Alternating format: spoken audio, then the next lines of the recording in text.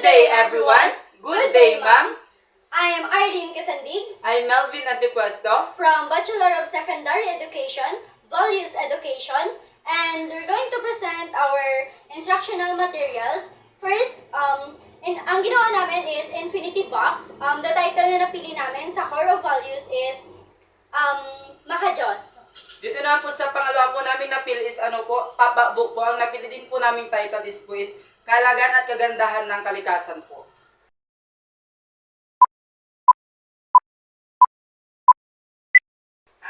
First naman is, ang unang i-discuss namin sa instructional materials na ginawa namin is yung Infinity Box. So, Makajos po ang napili po namin kasi po especially po sa course po namin na Values Education po para po, siyempre Makajos po is para po mas maging matibay po yung communication po natin with God po. So, pag i-rotate po natin po siya, mayroon po siyang 4 po na words. Nandyan po yung church, rosary, prayer, tsaka God po. So, una pong nalagay po namin is church po. Siyempre, unang-una po, church po yung nakalagay po dyan po, ma'am. Siyempre po, di ba, every time na may problem po tayo, kung kailangan po natin ng guidance po or humingi po tayo ng tulong sa God, pupunta po tayo sa church po para humingi po ng guide po sa God po na. God po, yes. Saka sa pangalaman po is rosary po. Di ba po, every time na humingi po tayo ng humingi po tayo ng tulong po sa God o humingi tayo ng blessing or what else po. Yung rosary po yung ginagamit po natin. Saka ginagamit din po natin yung rosary para sa novena po, ma'am. Saka sa prayer po.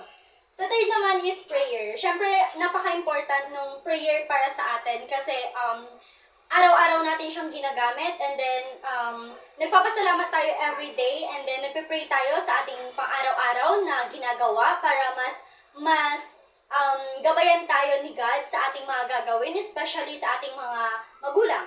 And then, syempre, andyan si God para tumulong para sa atin. Para mas ma-boost natin yung faith natin para sa Kanya. Sige, pag i-ulit po natin siya is may mga picture po na nagsisimbolize po sa Makajos. Yes po. Nagsisimbolize siya ng important ng Makajos para sa atin. Kasi para sa ating mga Pilipino kasi parang important para sa atin yung Makajos. Kasi siya yung pinaka-top tier natin.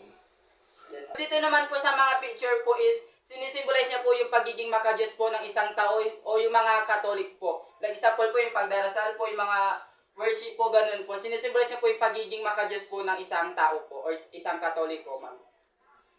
Yes po, kasi parang sa Makajos kasi nandoon na lahat yung pangangailangan natin bilang isang tao. Kasi kailangan din natin siya para sa pang-araw-araw natin. And then, yung mga nilagay din kasi namin na example na picture dyan is connected siya talaga sa reality talaga natin. Kasi parang kailangan din talaga natin na kailangan natin magdasal para sa araw-araw. Hindi lang kasi tayo nagdarasal para kapag may kailangan lang, ganun. Like, dapat talaga is everyday tayo na parang nagdarasal kay God.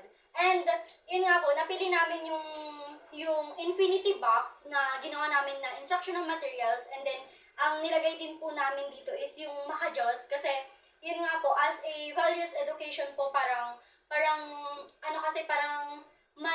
mas kailangan kasi na mabait or parang hindi naman sa madasalin pero dapat alam mo yung mga tama at mali na ginagawa mo. Syempre connected na doon yung sa Makajos. And then this naman po instructional materials na ginawa namin. Kaya napili din namin na gawin siya na Infinity Box kasi sa susunod pa na IMs or parang instructional materials namin na gagawin is pwede pa po namin siyang magamit. Like papalitan lang ng mga picture, kung ano yung gusto ulit namin na topic. So, pwede pa siya sa next na presentation namin or sa next na, like, kunwari may demonstration, tapos kailangan ng IMs, ganun, like, or kaya connected siya sa Makajos, ganun siya, magagamit ulit namin siya.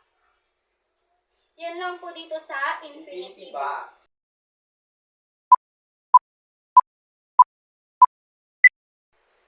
Next naman po, na ipapresent namin na ang instructional materials is yung pop-up book na pinamagatan namin siya or kinuha namin sa core values na makakalikasan. So, pag i-ano po natin siya, ibubuklat po natin po siya is may ano po siya, like, may picture po siya na may text din po na nakalagay po is, ang kalikasan hindi lamang isang tanawin, kundi isang pag-aalala ng pagmamahal sa Diyos at kagandahan ng pangalaga sa ating kapaligiran. So, pag sinabi po natin kalikasan is malaga po siya, especially po sa atin po. Siyempre, kasi pag may kalikasan po tayo is, naibibigay niya po yung pangangailangan po natin, like, nakakapag-produce po siya ng foods like gulay po, prutas, tsaka yung mga sariwang tanawin po is para po makasurvive po tayo sa pang-araw-araw po natin po. Saka next naman po is, Ang kagandahan ng kalikasan ay isang biyaya na dapat ipagpasalamat at pahalagahan sa bawat puno, bundok, ilog at hayop.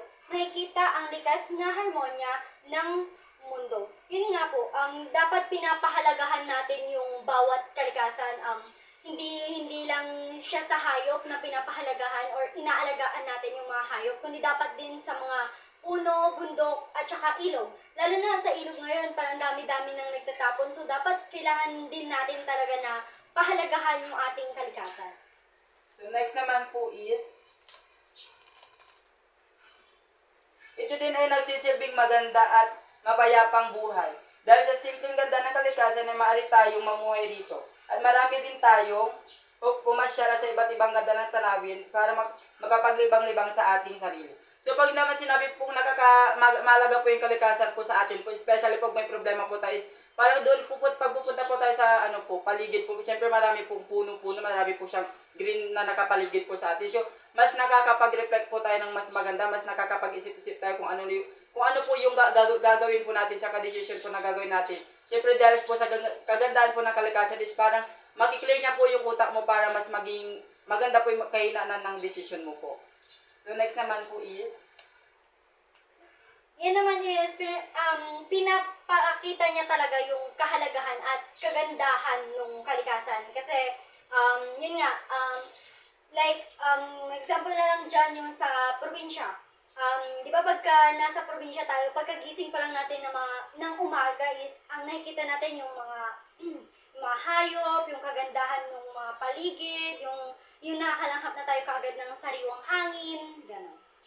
so next slide naman po is, malaga ang kalikasan para sa atin kasi ito ang nagsisilbing gabay para sa ating pang-araw-araw. Gaya na lamang ng pagtatanim ng mga gulay at iba't ibang mga gulay at prutas.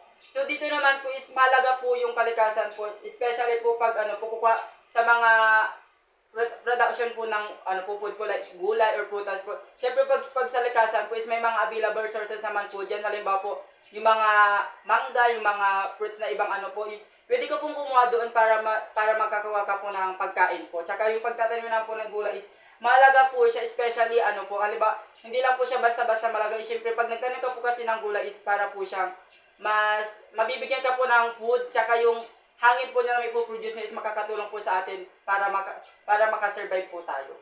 So next slide naman po is, Yung pinaka-last na, yung ginawa po namin na presentation is pinaka-last slide niya is, ang kalikasan ay napakahalaga sa atin.